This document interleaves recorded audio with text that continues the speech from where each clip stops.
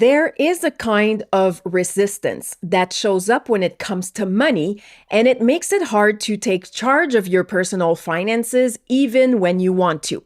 In other areas of your life, you're decisive, confident, you can act fast under pressure, and you can handle complex things. And there's money, where things just stall, and it makes no sense. In this episode, you'll see what that resistance actually is, what's underneath it, and why it keeps showing up, even when you know you're capable of so much more. Because if you don't see what's really driving it, you can't stop these old patterns from repeating like broken records. Thanks for flying with us. Have a great day.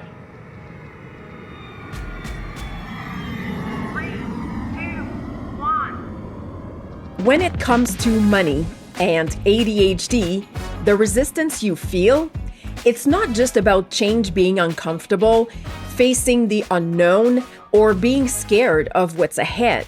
It's deeper than that. Because with ADHD, that resistance can feel like a brick wall that's stopping you from doing things you're actually capable of while convincing you that you can't. And I know this firsthand.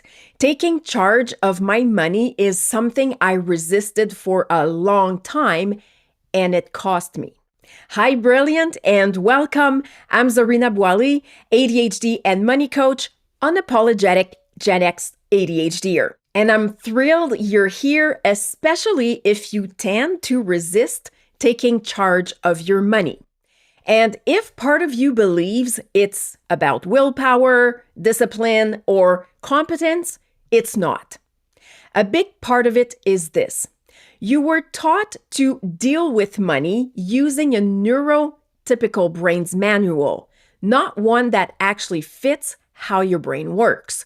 And on top of that, we all carry beliefs, conditioning, trauma, and emotional baggage around money that shape how we react to it, often without realizing it. So what looks like a money problem on the surface, underneath, it's actually something much deeper. In this episode, we're going to start uncovering that and actually release some of the weight. I'm going to guide you through a simple tapping exercise, also known as EFT or Emotional Freedom Technique, to help lower the emotional intensity, reduce the pressure you feel around money, and start softening that resistance.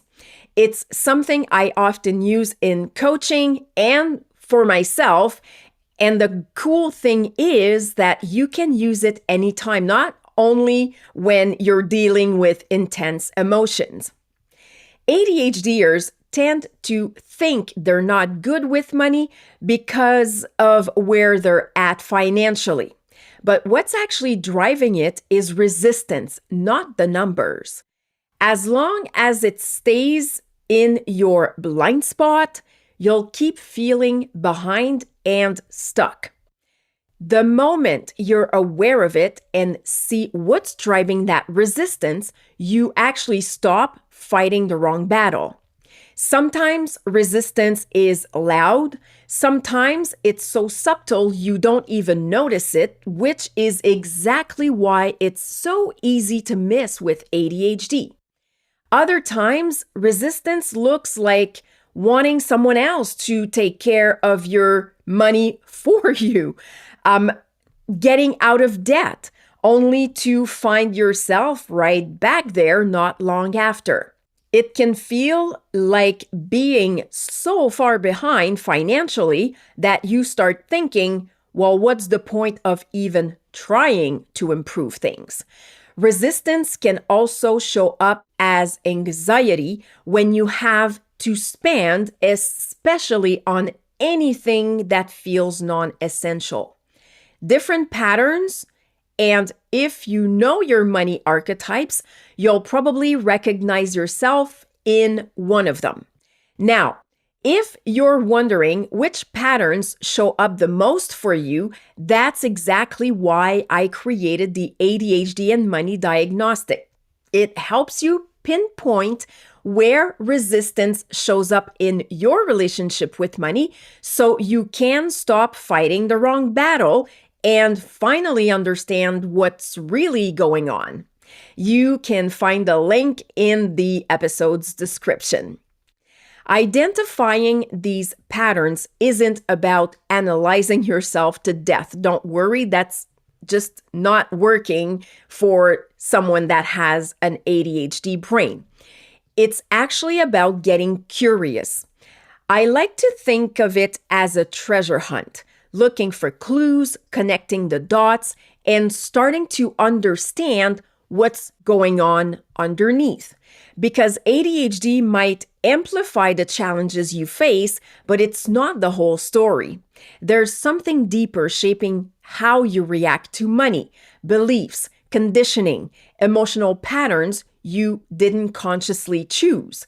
And that's exactly what we're going to start uncovering. When you feel resistance around taking charge of your money, it's actually a signal coming from something deeper. What you see on the surface is the behavior. What really requires your attention is what's underneath. And for most of us, that underneath didn't start with money. It started much earlier in what we were told, what we experienced, and what we came to believe about ourselves. When I was in school, elementary school, kindergarten, even daycare, I got into trouble a lot. And at the time, no one knew I had ADHD. Not my mom, not my teachers, no one. And I'm Gen X. We didn't talk about it back then that much, even not at all. I was just the disruptive kid, the girl that talked too much, the one who made jokes because she wanted her classmates to have fun. And I heard it over and over again, even on my report cards. Zarina doesn't listen. Zarina doesn't pay attention. Zarina disturbs the class.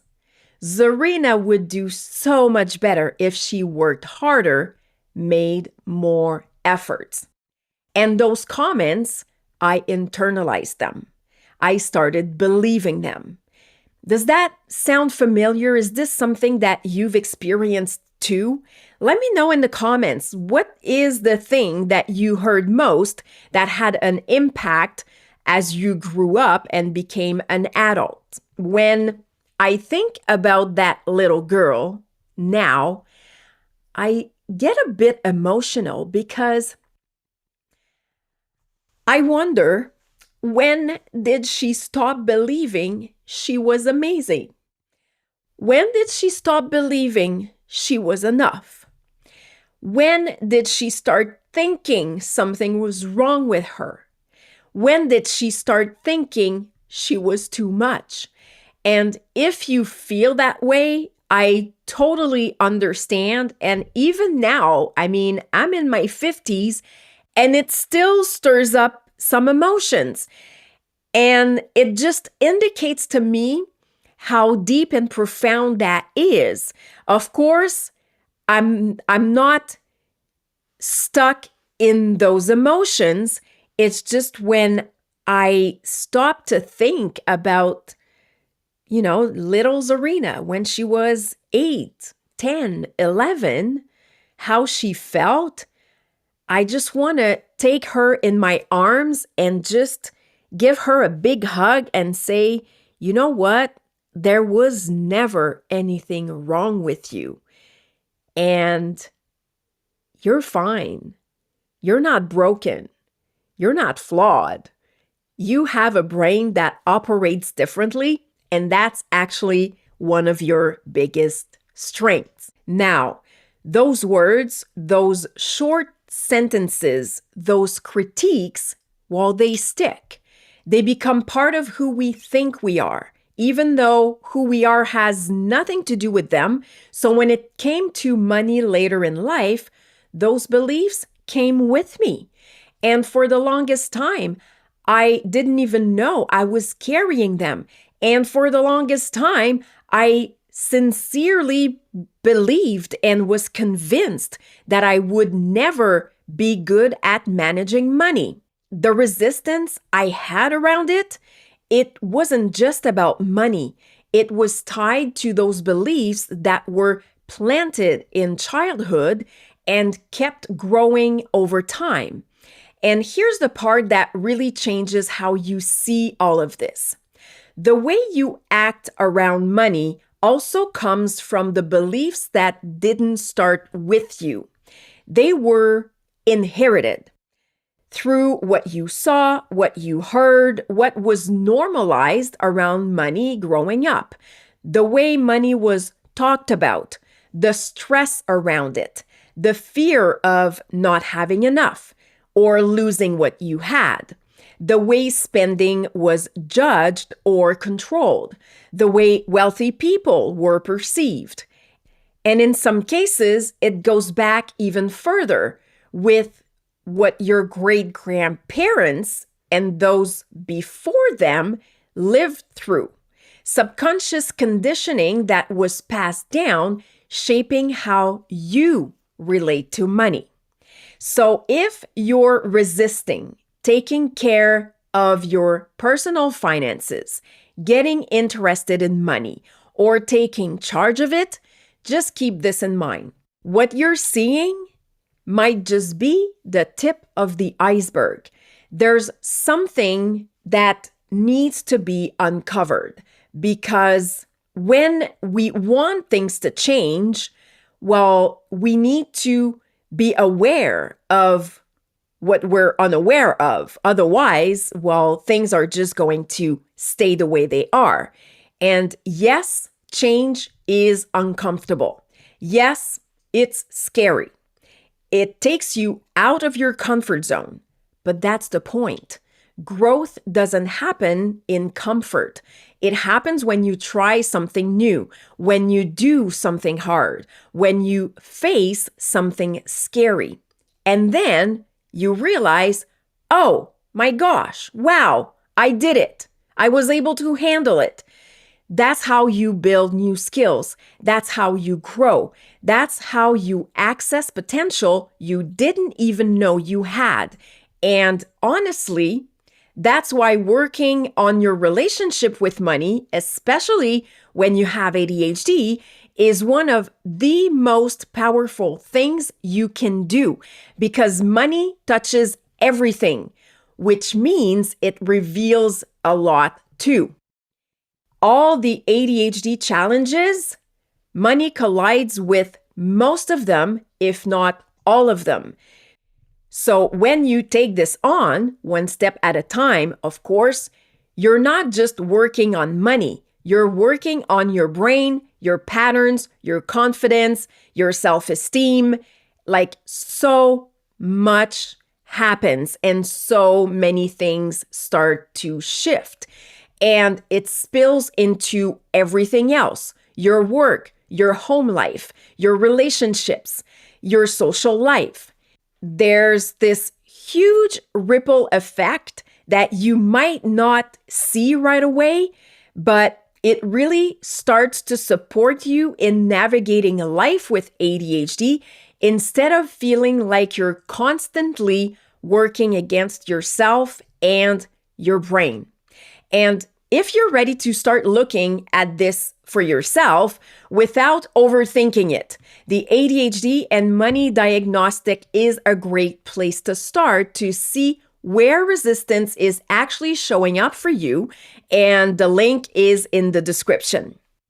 All right, as I mentioned at the beginning, I'm going to guide you through a simple exercise to help lower the emotional intensity, reduce the pressure you feel around money, and start softening that resistance using tapping, also known as EFT, something my clients love when we use it in a session. I also use it for myself because it's easy and incredibly effective. It consists of tapping gently on specific acupressure points on your face and body with focus on what's bothering you. Each point corresponds to a meridian, with several of them being connected to the vagus nerve, which is your calm down system. We're not going to dive into all the details, but if you want to find out more, the next step is to book a brilliance call to learn how it can help regulate emotions and reset your nervous system. But you'll have a pretty good idea when we actually do a round of tapping. There are 5 steps. I'll briefly explain what they are and then we'll tap. Step number 1, identify what's bothering you. This is where you want to be specific. So you just don't want to say, I'm stressed about money. You want to be more specific. And for this exercise, we're going to focus on resistance. And the way we're going to make it specific is like this. This resistance I feel around money. It's an example of how to make it specific, and don't hesitate to find your own. Step number 2, how intense is it? So on a scale of 1 to 10, 1 being low intensity and 10 high intensity, choose the number that represents how intense the resistance is. No need to overthink it. Just go with the first number that comes to mind. Step number 3, the statement. Tapping always starts with a statement that goes something like this. Even though I feel stress and resistance around money, I choose to profoundly love and accept myself. Step 4, tap through the points. One of the great things about tapping is that you can follow your intuition and say what comes up. No need for perfection. You can say how you feel like you would to a friend. The goal is to tap until you feel a shift. Step 5, check in. When something has shifted, like a sense of release, you want to stop tapping and breathe deeply. Reassess your number and see if it's lower or if it's the same. If it's the same, keep tapping until you feel a sense of relief. You can tap with either hand or both, on either side of your body or both at the same time. Please make sure you are in a place where it is safe for you to do this exercise, meaning don't do this while driving, okay? And while we tap, you know that number that represents the intensity that taking charge of your finances represents? I want you to keep that number in mind. Before we start, there's a few things I want to share with you of what might happen while you're tapping. It's totally normal if you yawn or start crying. And if none of that happens, it doesn't mean that the tapping is not effective. So we will tap for about 3 minutes or so, starting with the side of the hand. Then we'll move on top of the head, eyebrow, side of the eye, under the nose, under the mouth, collarbone, and then under the arms, okay? So we are going to start with the side of the hand. Even though I feel stress and resistance around taking charge of my money, I choose to profoundly love and accept myself. Even though I feel stress and resistance around taking charge of my money, I choose to profoundly love and accept myself. Even though I feel stress and resistance around taking charge of my money, I choose to profoundly love and accept myself. Top of head. That's stress. Eyebrow. That's stress and resistance I feel around money. Side of eye. That's stress I feel around taking charge of my money. Under eye. That resistance I feel around taking charge of my personal finances. Under nose. It's easier to avoid it than it is to take action. It's easier to avoid it than it is to take action. It's easier to avoid it than it is to take action. Under mouth. It's easier to ignore it than it is to change. It's easier to ignore it than it is to change. Collarbone. I don't even know if it's possible to change or take action. I don't even know if it's possible to change or take action. Underarm. That resistance around money is so strong. Side of hand. What if I can't overcome it even if I try? What if I can't overcome it even if I try? What if I can't overcome it even if I try? Top of head. The stress and resistance around money. Eyebrow. That stress and resistance I feel around taking charge of my money. Side of eye. It's beginning to feel lighter.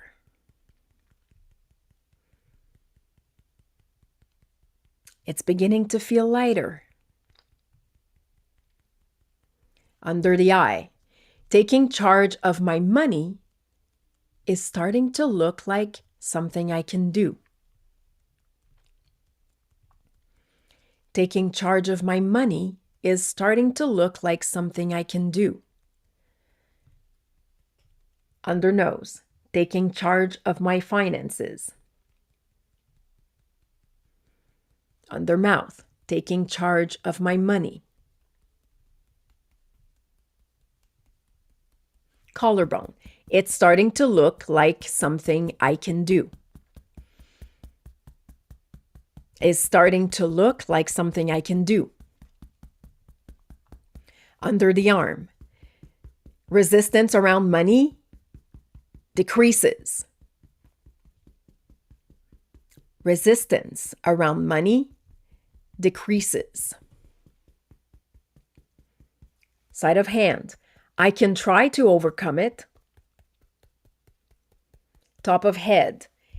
Taking charge of my money is doable. Eyebrow. Taking charge of my personal finances is doable.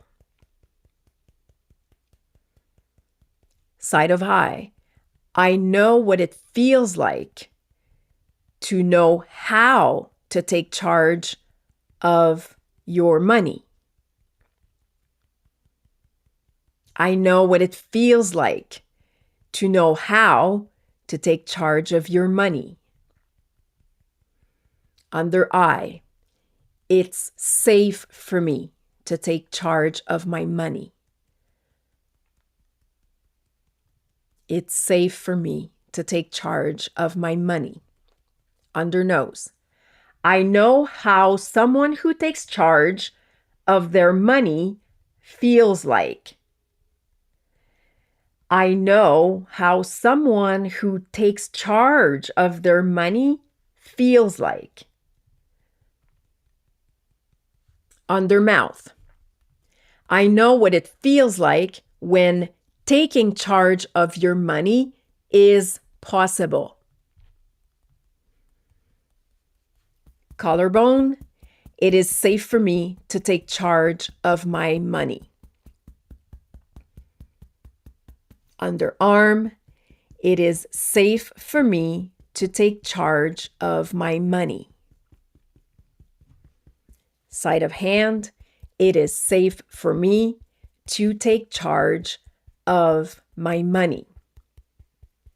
So there you have it, a very short tapping exercise that I sincerely hope was helpful in reducing the resistance around taking charge of your personal finances or getting interested in money.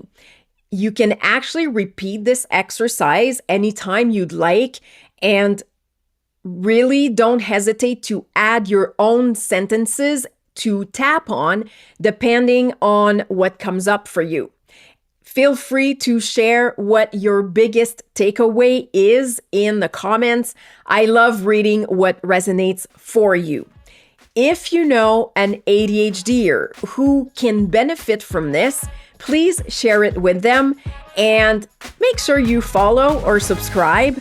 Until next time, keep on rocking that badass, phenomenal ADHD brilliance of yours, sending lots of love your way, and I will catch you in the next episode.